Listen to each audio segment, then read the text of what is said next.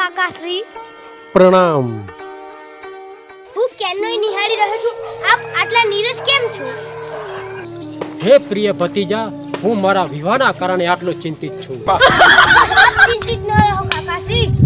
વિવાહ માટે તો કન્યા ગમે ત્યાંથી મળી જાય. હા ભતીજા, પરંતુ હું ક્યાં સુધી પ્રતીક્ષા કરું મને કઈ સમજાતું નથી.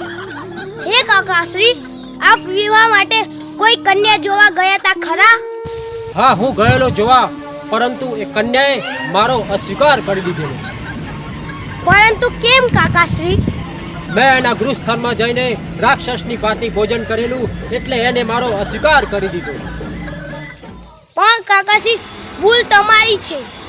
જો તમે ભોજન ગ્રહણ કરવામાં મર્યાદા રાખી હોત તો આજે એ કન્યા સાથે તમારા વિવાહ થઈ ગયા હોત. ભોજન કરવું એ કઈ પાપ થોડું છે? માફ કરજો કાકાશ્રી, ભોજન કરવું તે કોઈ પાપ નથી. પરંતુ તમે આવી રીતે રાક્ષસની ભાંતિએ ભોજન ગ્રહણ કરતા રહેશો તો તમે આ જીવન વિવાહ વગરના રહેશો. બસ ભતીજા, તારી જીવા પર સંયમ રાખ અને આ ક્ષણે મારી નજર આગળથી દૂર થઈ જા, નહીં તો મારી બળનો ઉપયોગ કરવો પડશે. જી આજ્ઞા કાકાશ્રી. રાક્ષસની ભાંતિએ ભોજન કરવું એ કોઈ પાપ નથી. ભલે સ્વર્ગલોકની કન્યા મારી સાથે લગ્ન ના કરે, પરંતુ હું ભોજન તો રાક્ષસની ભાંતિએ જ કરીશ.